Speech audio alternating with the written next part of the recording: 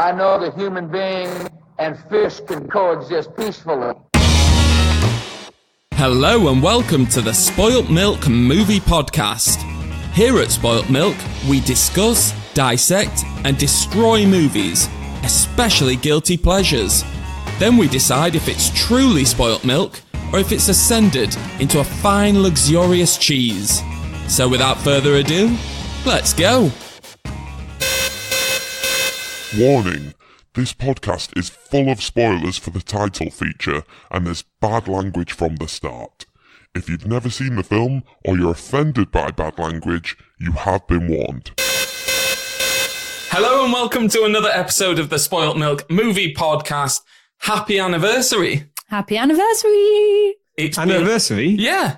It's our 2-year anniversary. Oh, really? We're a 2-year-old. Yeah. Or are we considering this like a marriage?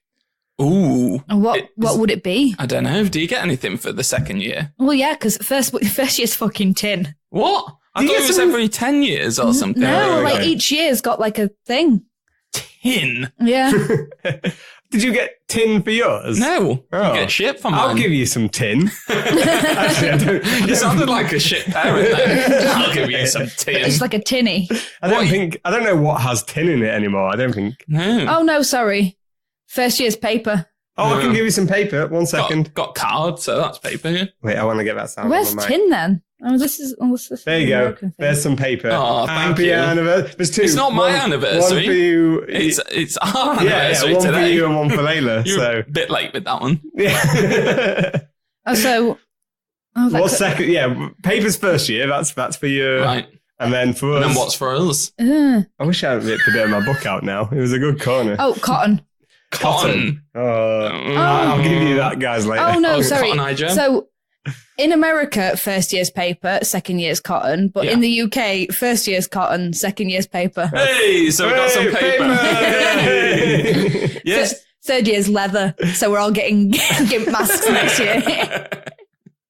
What, should I have not brought mine tonight? So it's our 2 years. Yeah. Since Well we done. first covered it, 1990. This is the longest podcast I've been on. So, This is the only podcast I've been on. So I'm not a slut. Whoa, let's not slut shame here. Just because I like to try out a few podcasts. I mean, Cham's been on other podcasts. Yeah. Cham's a seasoned hoe. I thought you were going to be like, whoa, there's still time for you. You might not be a slut now. I really did. So what film are we doing tonight then? It again. Yeah. Chapter 1. Chapter 1. Does that have it? And has that been retro? No, added? it's just No. It. And then there's It Chapter 2. And then we're doing It Chapter 2 next time, aren't we? And there might also be in it Chapter 3, didn't they say at one point? Ooh. No, I think they're going to do like a Pennywise origin, I think. Oh, really? Ew. Like what they did with Annabelle and then they did The Nun, is it? Or something? No, I think it's supposed to be like in between. So when he's in like his hiding and stuff, you know, like in the book where he's going through like his bit of a mental breakdown, just like, oh, well, maybe I'm not the eater of worlds. What? Is that a thing? Have you not read the book? No, I've got the audio book, but it's 56 hours or something. I've listened to about 20 hours of it. And I bust it out again recently. But no, and I feel like I've not got to any of the juicy stuff. No, I've got the audiobook and I think it don't kick in till you get to like into the 30s. Oh my God. And this is my second go at it as well. Oh, I'll have to give it more time then. But before we get into the actual film, we've got a top 3. I think it's kind of a top 3. Yeah. There's 3 of us. Yeah. And this was sent in by my sister, Victoria Hammond. And she wants As to if know. you've just full named her. I know, yeah. I always call her Victoria.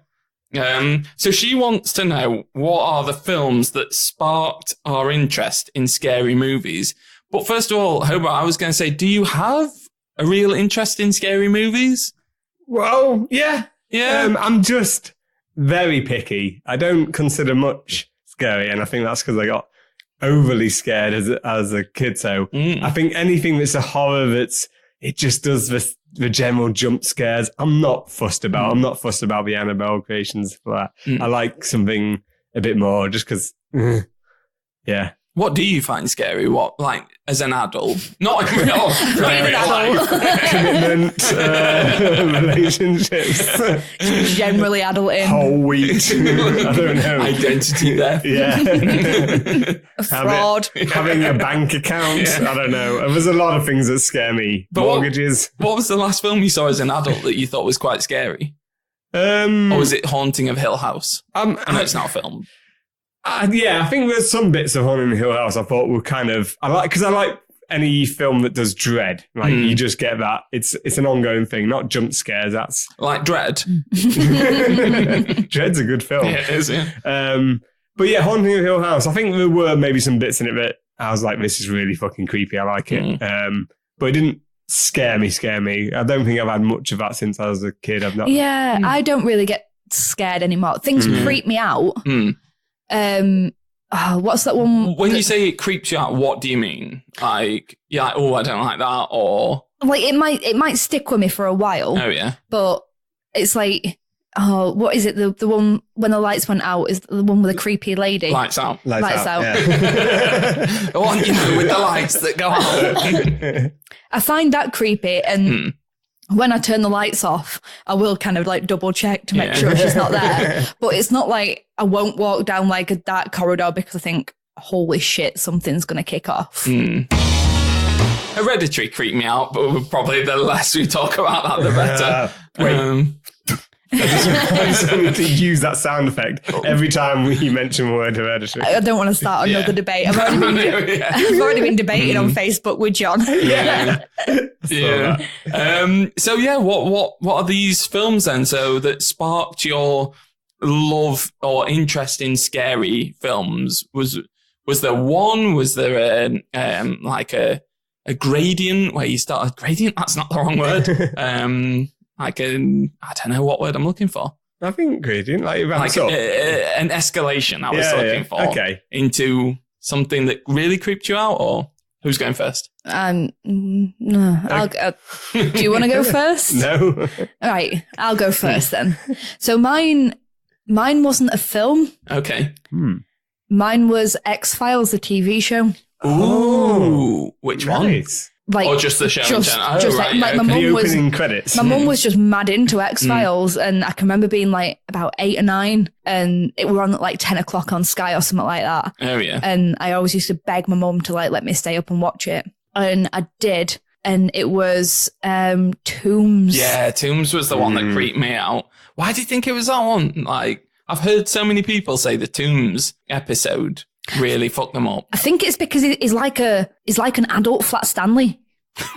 What's a Flat Stanley? Have you never read the book Flat Stanley? The kids. I don't remember, but the kids' book Flat Stanley. Yeah. No, what is it? The kid is like paper thin, and he can like get under doors and stuff. Ooh. And it's supposed to be like mischievous, and Flat Stanley's like just a little joker and stuff. But Tombs is adult Flat Stanley, but he'll murder you.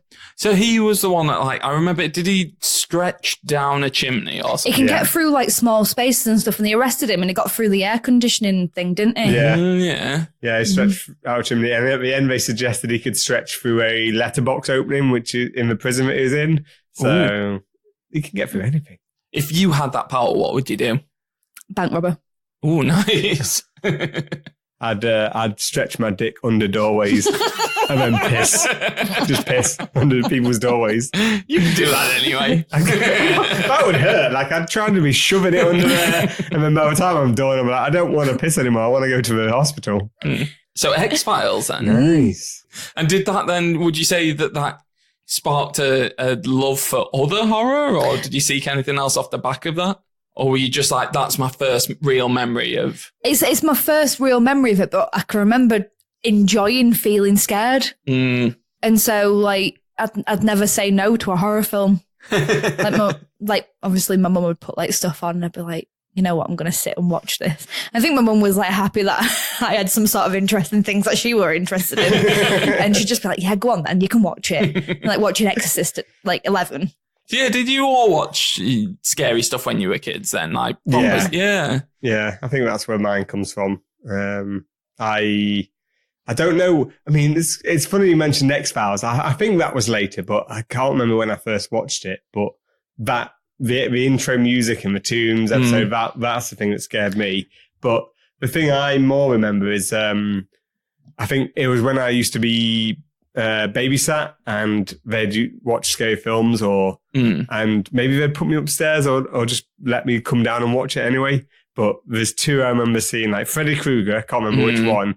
And the one that really scared me was, I think it's Poltergeist 2, where the guy drinks a worm and then he becomes, like, it's one of the Poltergeist. I don't think I've seen Poltergeist 2. There's one where he drinks I've never watched it since that, but I remember he drinks, like, there's a worm in his glass or something and he drinks it, like, unknowingly. And then I don't know if he becomes a worm or something. Something crazy happens. Oh, yeah. He drinks a worm. Kind of just like an accidental tequila shot. But then like he mutates or something. I remember being very, very scary, but not what film it was. I think I looked it up one time and it was Poltergeist.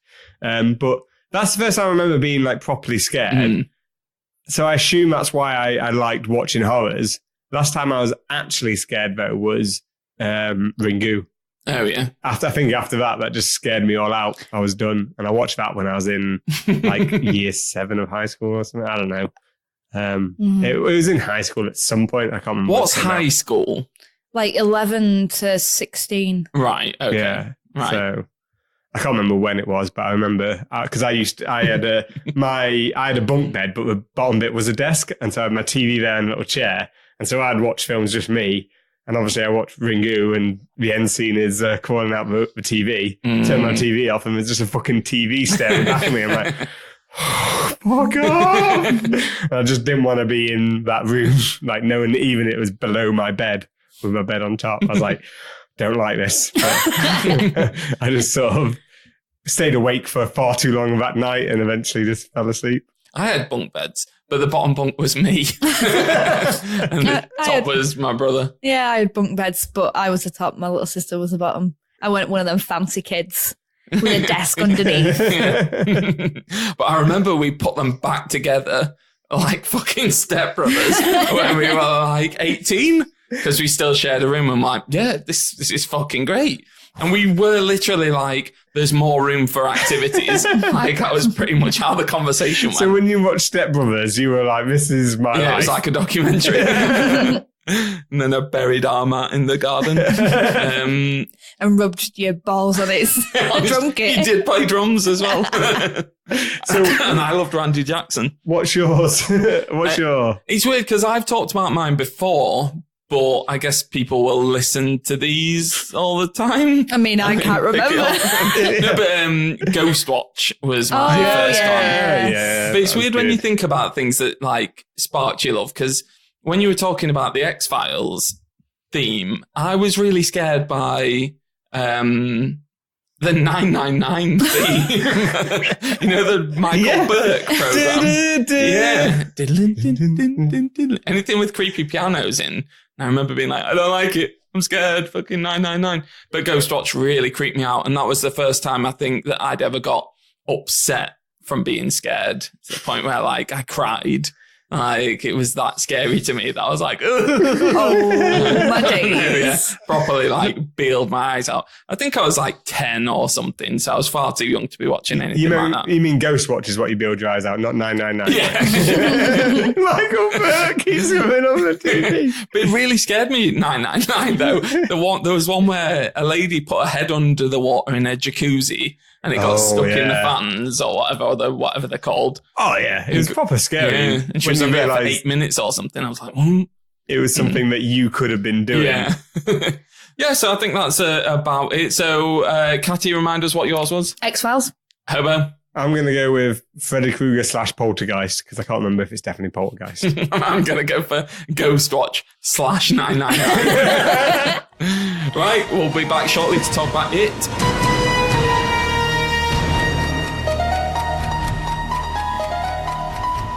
Welcome back to this It episode of the Spoilt Milk movie podcast, our second It episode, where we're discussing the 2017 version of the story. Katty, what's this chapter about? Let me clear Katty my leans away from a mic to cough. Let me clear my throat. So, What? it's a song. Let me clear my throat. I don't know this. Oh, soz, old man. What? Don't get music in the streets. No. Unless it's the streets. Yeah. Unless it's the streets. Need to cry my eyes, mate. Dry your eyes, mate, not cry your eyes. So, we're in Derry, which is a little place in Maine, which all fucking Stephen King's books are from. And we've got some kids, and a kid goes missing. Well, loads of kids are going missing, and all the adults seem right nonchalant about it. And we've got a group of kids called the Loser Club, and it is a story about their battle against a dancing clown called Pennywise. Nice. So Good synopsis. This is based on a very large Stephen King book that you've read, but I take it neither of us two have read it. No, I've not read it. I take it I've not read it. Can you confirm that? I don't know. I said I take it neither of us. I can imagine you've not read it. I'm going to look deep into your eyes right now. He's not read it. No, I've not read it. You gave me the look. Oh, my days. So this is based on a book. It's not the first time this has been brought to the screen. Probably maybe a more successful version, would we say? Possibly. I think probably because the first one was like a made-for-TV thing, and this one's like in the cinemas, and there's been so much hype about it. And I feel like a lot more people are scared of clowns nowadays than what they were probably way back. Well, isn't this the most successful horror film of all time? Yeah. Not factoring in like age and ticket prices. This is definitely the more successful version, but I think that is large part due to the fact that while it wasn't necessarily good, the TV movie, or it didn't reach the same audience, it definitely had a decent cult following, which helped it. That's why they remade it. It already had a following, and because if you speak to anyone, a lot of people have seen it maybe once and remember like the odd scary bit, and I think that's definitely what helped it along. Unless you're Richie and you've not seen it, and you don't even know Tim Curry is. What do you think then are the key like ingredients that make this story so like well, it's not adaptable, but successful and made it last the first time round and made people want to bring it back again? Probably because it actually plays on people's fears. Like it's not just the clown. Yeah. Like it can morph into like it itself can morph into like anyone's fears, and it knows what you're scared of. And it's not like a one size fits all, like, oh, we're just going to do a film about a clown. Yeah, the clown's the big thing about it, but each character's got their own thing that they're fucking terrified of. And you kind of get a story from everyone. It's not like linear. Yeah. And I think it's obviously any film where you've got like kids going on an adventure is all good and you're bringing your child on it. It always reminds people, it's a nostalgia thing. But then what Kat was saying, everyone's got the fears. It also carries over to adulthood. So as these kids are growing up and you get to see that, you still think, oh, well, why would they still be scared of a clown? It's just silly. And then they show you exactly why you'd be scared. It's people still have certain fears that carries over to adulthood. And it just, I think it's got a lot to resonate with people. So what are the main changes then between this version? They've moved it forward 27 years, is it? Like yeah, it's in the 80s now. Yeah, the first one was what, the late 50s, early 60s? They got rid of the mole and the ponytail from what's the lead guy's name? Adult Bill. Yeah, Adult Bill. Yeah. They had to put a mole on the little kid actor who didn't have one. Just imagine, do you reckon someone could go into the new It and put a mole and ponytail, like digitally add it? I think you could do that. You should do that. I think I might do that. So they've moved it forward. What do we think? That's just... I think it's probably to make it more relatable to people because especially with like Stranger Things being so big and that's based in the 80s. I think they've probably just been like, you know what, we'll move it into the 80s. It makes it more relatable for a lot more people. And even like kids, people that are 18-year-old will be able to relate to the 80s more than what they would be to the 60s. Yeah, and it does work as well. I think I was a bit of a skeptic at first, but no, I think it's a good decision. Mm. So we've got the Losers Club then. So we've got a new bunch of kids. We've got is there 7 of them? What are you thinking of the kids?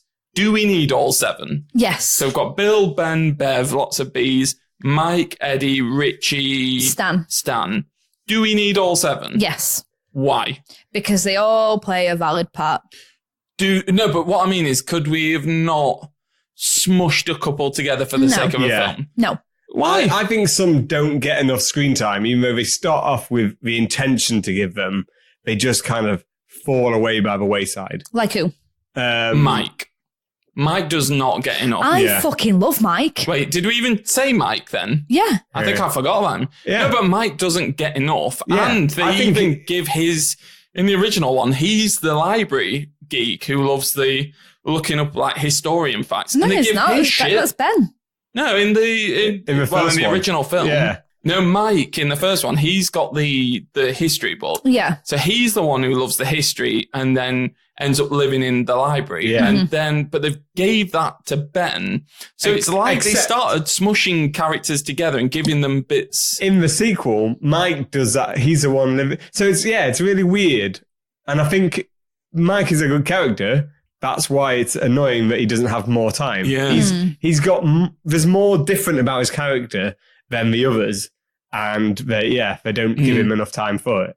Like the fact that his parents died in the fire was so interesting. And and they don't really... I mean, that, from what I remember of the book, that's not really in the book. Yeah, I think that they've added that, haven't they? Yeah, because like in the book, like Mike's dad gets him, like Mike's dad lives on a farm and stuff, and Mike's dad gets him to go to like different places in the town and go on like a scavenger hunt and stuff. Oh yeah, and that's really cool. But this is what I mean. I'm like, we've got 7 kids, and not all of them. And I feel like in this version, and again, I'm going by like a third of the book that I've heard, and then the old 90s TV show, whatever it's called. But like Eddie was more of like a weak, like kid who was, what's the word I'm looking for? Fucking, I've lost all my words today. Hypochondriac. Whereas in this one, he's got like the inhaler and stuff, but he's like a bit of he's like just a standard kid who's like, go fuck yourself and stuff like that. He's not like the dweeby hypochondriac kid. I think they have to, he is a hypochondriac still. But I think they have to change things a little bit so it makes it more believable that he is actually going to hang out in this group, because Eddie and Richie's relationship throughout the first part, and we'll go into that later, but the second part, it is very much tit for tat. They're both giving each other shit. But this is why I felt like they were kind of just becoming the same character a bit. And I loved Eddie. I loved the character of Eddie in this one. He was much better than the wet blanket in the first one, in the 90s one. But I was like, oh, you're kind of just a bit of like Richie Light with an inhaler. Yeah. No, I don't agree. So do you not, and again, I'm not saying that I definitely do, but do you not think we could have had maybe 5 characters and maybe Mike and, I don't know, because you need Stan for what he's going to do, but they could have really they did sideline him, but maybe, I don't know, because like Ben has his love story with Bev, but then I just feel like Mike was the forgotten one in the 90s one, and I felt like he was the forgotten kid in this one. If I ever make the same mistake twice, unless it's written in the book, forget about writing this character. Like, do we just skip whole sections where he's not written about... Because Mike's aged 10 years. Yeah. Nothing's happened. How is it written? How does he write the chapters in the book, Stephen King? Does he give each, like, does he give a heading and say, like, have you read any Stephen King? No. It is flip-floppy. Oh, okay. Well, doesn't Mike kind of narrate bits?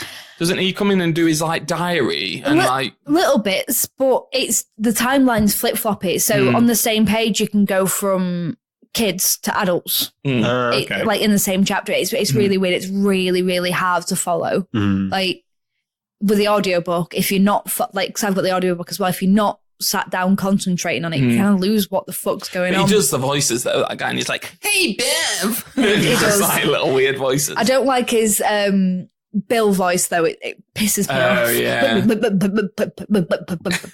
Does he go over the top on Yeah. the stuttering? Well, what did we think of the kids then? So, I mean, it's debatable whether we needed all 7, 8, however many there is. But what did we think of the kids in the first one? I fucking love Richie. Richie, yeah, Richie's of course quality. you do. You do have to say that. I do. Yeah. It was that was a good. I mean, all the actors were amazing, and I think generally, if it was a TV series and it had more time, I think all the characters would be worth exploring. But this is a film, even a 2-part extended film. It's still got its limitations. I'd have loved this to have been a TV show. Yeah. I'd have loved them to have really taken their time with it. Because there's loads missing as well. Like, not even talking about... I mean, we talked about the orgy scene last podcast we did 2 years ago. Do you really want a child orgy? Yes. Is that what a whole episode of child orgies. But they've clearly cut quite a lot out. And it would have been nice to have seen a bit more. I'd have been... I think... audiences would have been up for it. But you were saying something about a mid thing, Pennywise? Yeah, it kind of like goes into like when Pennywise, it's between the kids and the adults kind of thing. And it's like Pennywise and he's on about like how have these kids defeated him. He's supposed to be like the eater of all worlds and he's supposed to be like this fucking grim, badass creature. And some kids have defeated him. It kind of has like a bit of a midlife crisis. Does he buy a motorcycle? Yeah, has an affair. Gets a dog gimp suit and Yeah, like in Preacher. Yeah. What? I can't remember that bit. Oh shit, I stopped watching it. That's fine. Okay. Well, you know the dog No. that he sees when he's in New Orleans. Spoilers for Preacher season 2. Yeah. I've seen season 2. So he's in New Orleans and he goes to that club and there's like a Dalmatian. Yeah. Oh, God, yeah. That's God. I forgot God, about that, yeah. yeah. Jesus, God, I completely forgot It's revealed Jesus. at the end of season.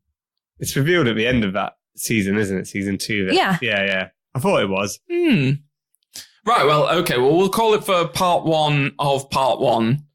And we'll come back and talk about Pennywise a bit more and then what we thought of it. Yeah. Cool beans. Sweet. This is a break from the podcast. This isn't fake, it is real. Grab a biscuit, a Kit Kat, or toffee, maybe a samosa.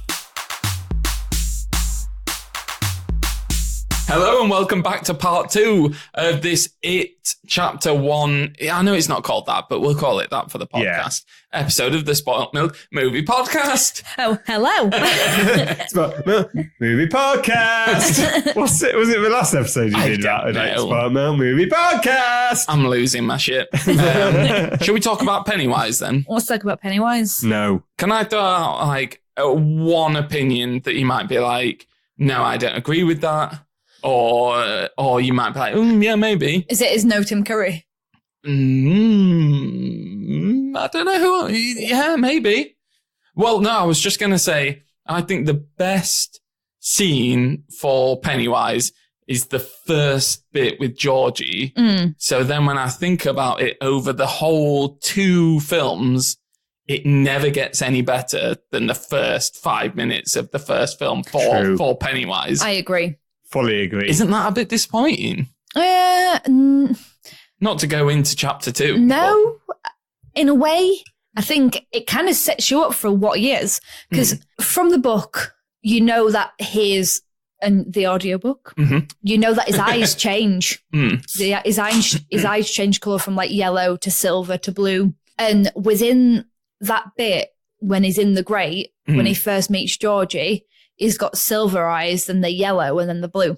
Oh, I didn't know that. Why do they do that?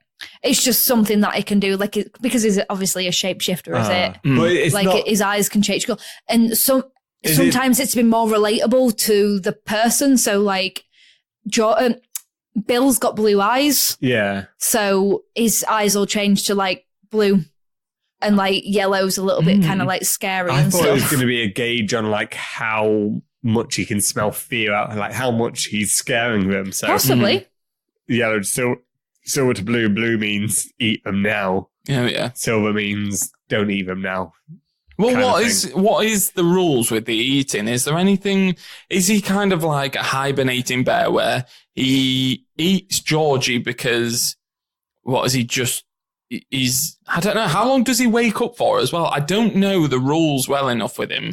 I'm like, does he only wake up for say a year? Well, it's a couple of years, isn't it? Is it a couple of years? I don't know. So when he eats Georgie, because he doesn't eat some of the other kids, he kind of stores them. Yeah. And is it to do with how scared they are or how hungry he is?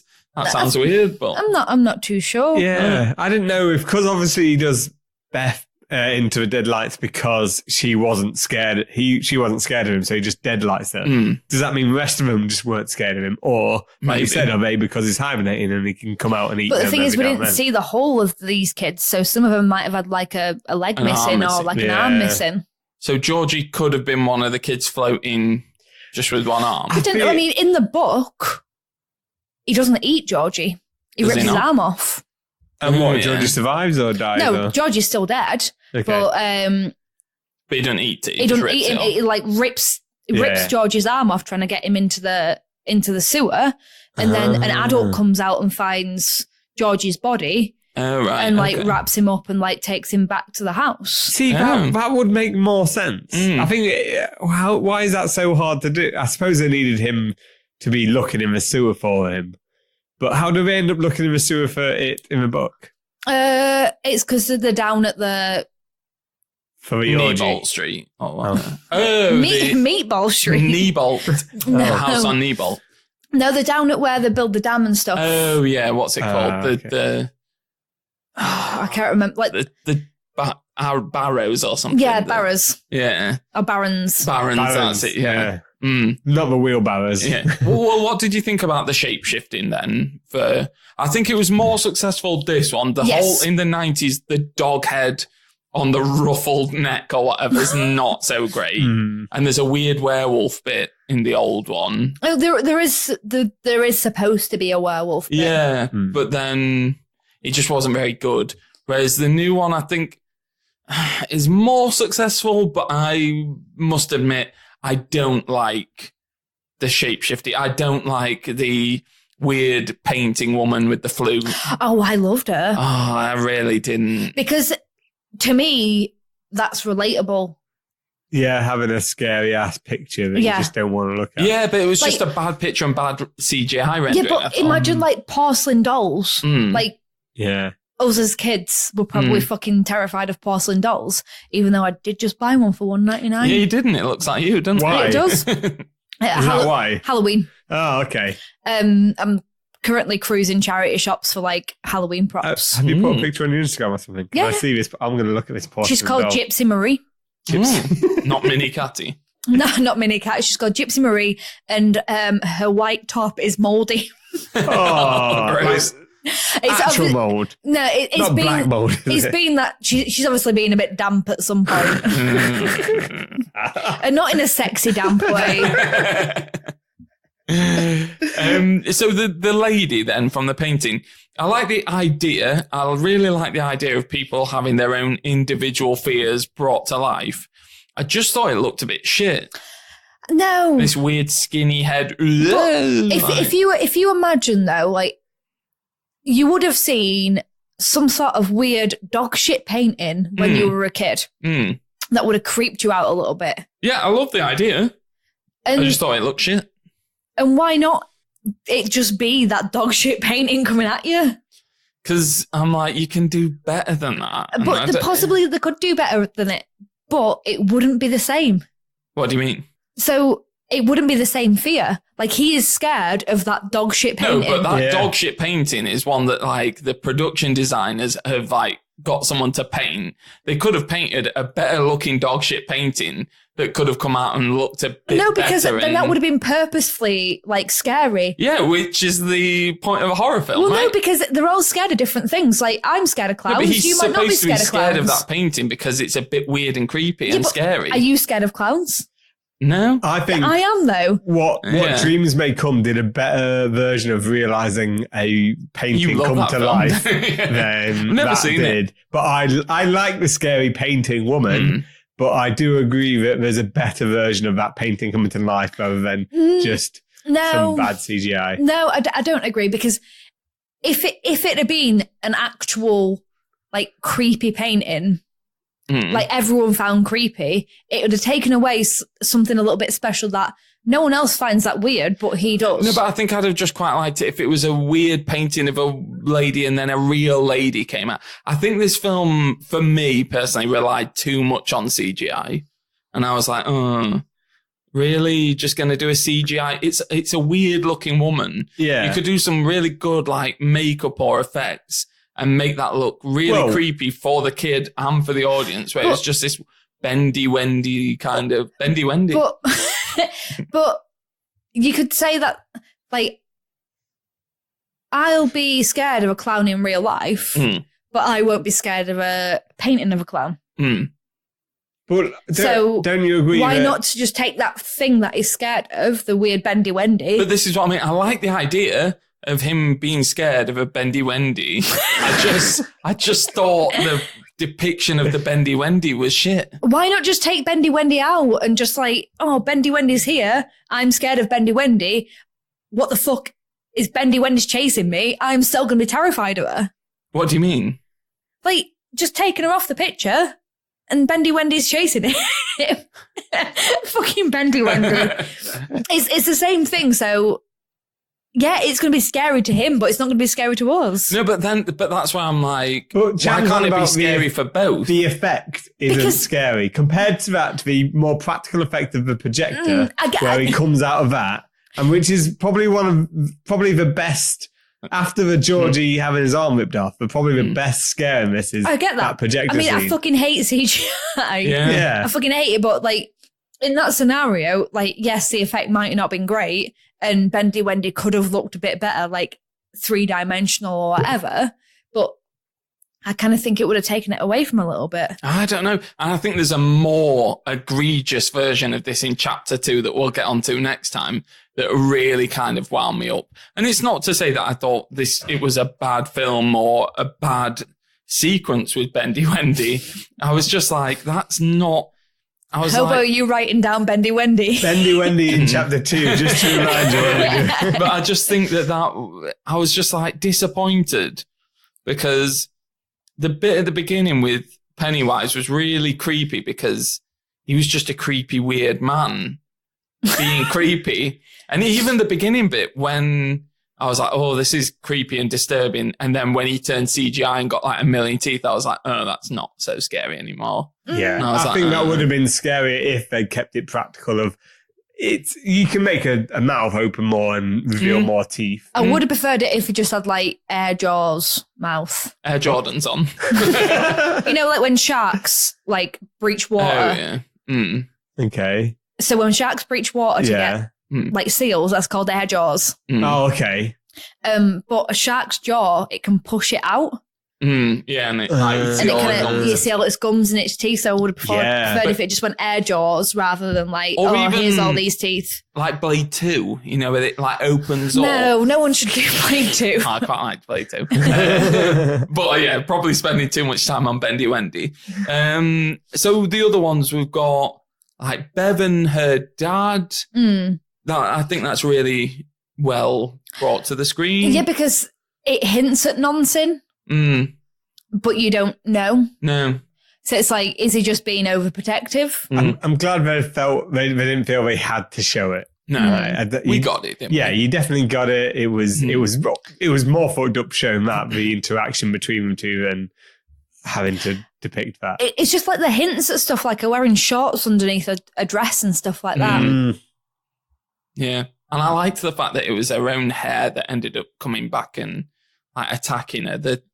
Her kind of defiance from her dad that she'd cut her hair and put it down the drain, and that's what came back up to get her. I was like, ooh. Yeah. That scene still freaks me out. Yeah, what with the blood in the face and... Just talking from the sink. Like, if I'm a little bit drunk and if I go to the bathroom, like in the middle of the night, I'm like, What if I hear someone talking from sink? Halloween, I'm going to set up a Bluetooth speaker. Yes, pop it down there. Hello, Karen. That was so loud. Help us, we're trapped down the sink. It wouldn't even have to be that. It'd just have to be someone talking to me from the sink. I'd shit my pants. What would it be? A general conversation? just like all right, how's your day been? From the sink. How's it going? That's scary. I'd just be like, fuck. Now then. Like, not even blood, not even anything, just voices coming from the plug hole. Yeah, but then you'd be like, oh my God, this is scary. I'll run into my bedroom where there's a fucking creepy doll sat there. Oh no, she's in the living room. Of course. Pride place. Yeah, but I bet you've got some other like Evil Dead style like deer's head in your bedroom or something laughs. No, I've got a roe deer skull, and I've got this weird monkey puppet mask Of course you have. that Richie bought me from Cropperty.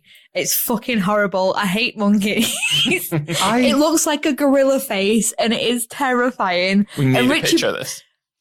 Let's let's put it on the Spoilt Milk Instagram. Yeah. Katty, I think by the time you're like 60 plus something, your house is going to be inadvertently a house of horrors that like kids will walk in and be like, I am shit scared. It'll just be stuff you've acquired like this over time and never gotten rid of. You know, like in American like kids horror films, where there's always one house that you don't want to walk past. Yeah. That's gonna be my house. Like fucking it. You live in the house on Nebolt Street. That'll be it. Yeah. The kids have all got together then, and they decide that they're going to take on it, and then we get this kind of big battle at the end, don't we? Everyone's kind of like faced the fears, kind of. They've like come across it in a leper and a kid holding eggs. They didn't really. Don't really know why. Well, they didn't face the fears. They ran away from it, didn't they? Yeah, but they've come across it. It's not like it's just been like, oh, we're just gonna not speak about that. Like Mike had the burning hands coming from the factory, and we mentioned the leper, and then there's what was Ben? Ben's is the kid with the eggs. Yeah, the Easter egg kid. Oh, is that what we're calling Egg Boy? Yeah. Which I think again that was better in the first one. Do you remember in the 90s one where he sees his dad? And because his dad's dead, and he sees him like hovering on the water, and he's like, "Hello, Ben," and he does a slow wave, and then his army uniform has like bobbles on, and then it turns into Pennywise. That was a much better, and then it turns into a weird skeleton that grabs him. But that was a better one than the kid with the eggs. What was Richie's?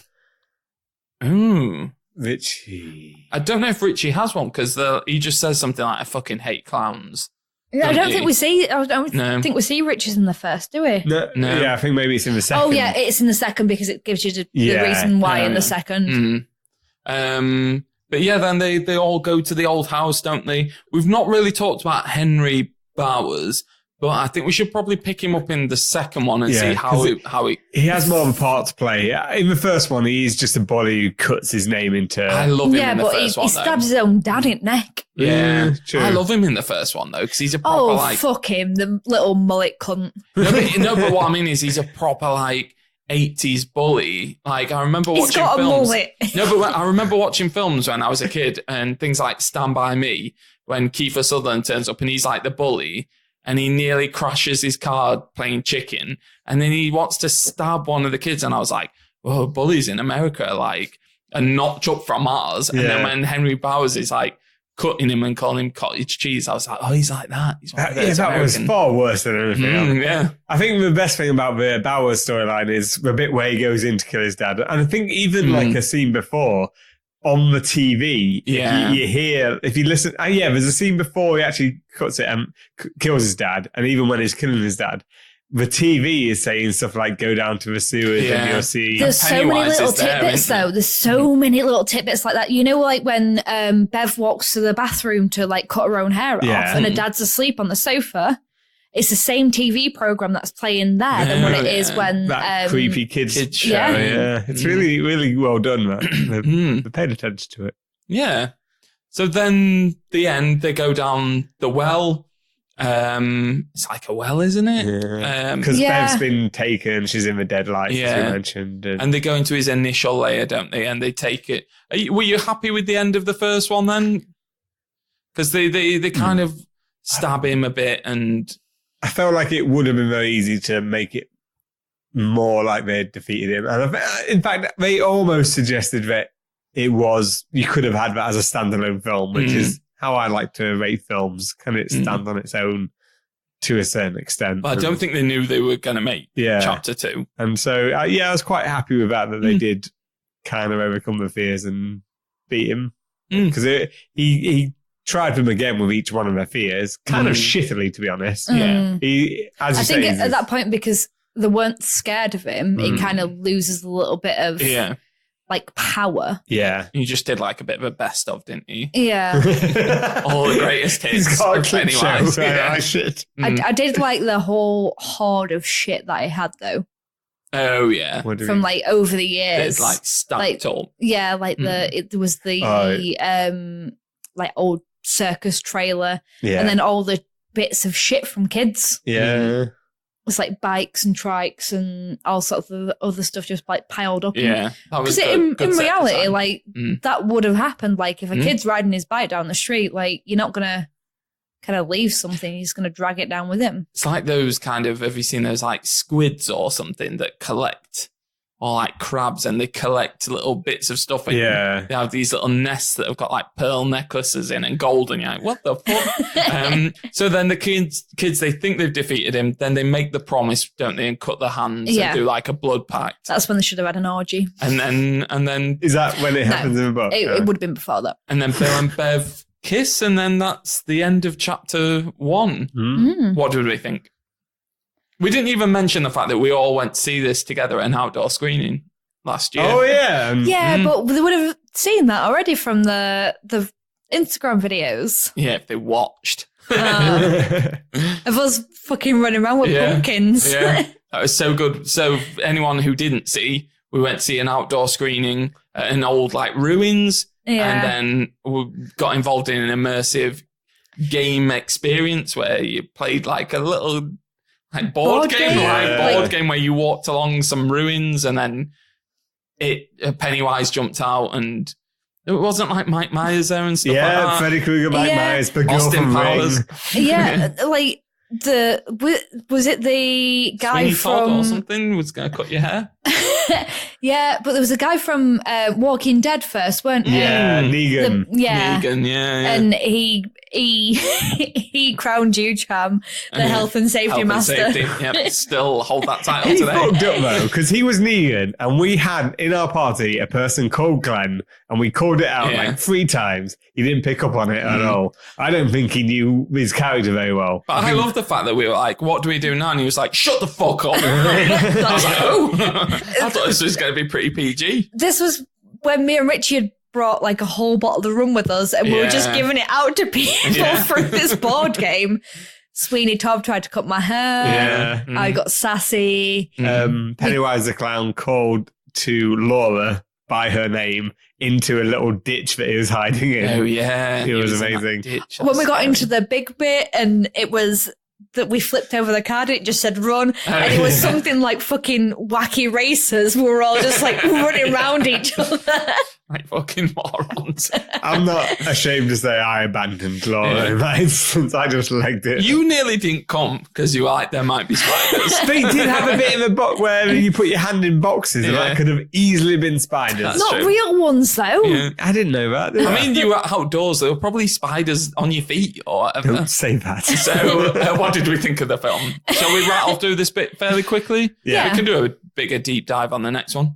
Katty? I liked it. Yeah. Not as good as the Tim Curry. Mm-hmm. There's something about Tim Curry that just makes the clown a little bit more creepy. I agree with what you said with the whole, you initially see Pennywise and that's the creepy bit, like he's drooling, his eyes are changing. Like it's not like drooling is in like a obvious way. You can just see the odd bits of like the spit saliva coming out of his building up on mouth. his lip. Yeah. Like the more George is getting scared, the more kind of excited he looks, and like he's drooling a little bit more and more. There's certain things that I wish they would have included from the book that the original one didn't. But overall, like, if I forget that one existed and it was just this one, I really, really, really enjoyed it. I'm going to jump in as well, because I always go over to you next. But yeah, I really liked it as well. Pretty much same as what you said. I liked Tim Curry a lot. Also liked this lad. Skarsgård. I think chapter 2, getting into it slightly, has diminished my whole experience of the whole thing, but we'll get into that next time. But yeah, I really liked it. Loved the kids. Loved Pennywise. Luxurious cheese from me. There's some standout moments. I mentioned the projector. We all like the Georgie arm off, and the puppet Georgie as well was particularly creepy in the basement. In the basement. Yeah, you don't find out it's a puppet until later on. No, you see the bit where he's like, it's Pennywise. You see him come from behind him, but you don't find out it's a puppet till later on. Yeah. I thought it was all very, very well done. I think it's luxurious cheese. It's well executed. There's always little niggles, but for what this is, it's really impressive. And I think if anything, how much better it is than the TV movie cements it. The TV movie's got some charm, though, and got some really memorable moments, which, if you want to hear our opinions on that, go back to episode 1 and 2. Yeah, don't. No, do. Don't. How can you not see, like, Tim Curry's fucking descent into madness through not so much his, but Pennywise as the best thing about the TV movie is the image of Tim Curry, the behind-the-scenes image of Tim Curry smoking a fag. That's the best thing to come out of it. Other than that, like, all the way through it, it's like his, as Pennywise, it's his, like, descent into, oh, shit, like, fuck, they're scared. This is great. I've got a full-on add-on for this. To, oh shit, they're not so scared. Like, especially when they're in the library and he's trying to be like all scary and stuff, and they're not that scared. And he's like, beep, beep, Richie, beep, beep. And he just like looks like he's having some sort of mental breakdown. Like, I'm putting my fucking life and soul into this and just not buying it. Like why are they just not buying it? Like, I'm going to die of starvation over these next 30 years if I don't eat these motherfuckers. Well, if you want to hear our opinion on the 1998, there's probably about 2 hours of it back from 2 years ago. Until next time, happy anniversary. I've loved the last 2 years doing this podcast with you two guys. It's like the best fun. So thank you very much. Oh, Cham. Getting all soppy on us. Go watch Paddington 2 again. Until next time, bye. Toodle pip. If you like the Spoilt Milk podcast, get your lazy ass over to Instagram at Spoilt Milk Pod. Also, hit like and subscribe, you son of a bitch. We're recording, by the way. Oh, are we? We're just ready whenever. You were really getting into that. I feel like we shouldn't have looked at you and just seen how long ago.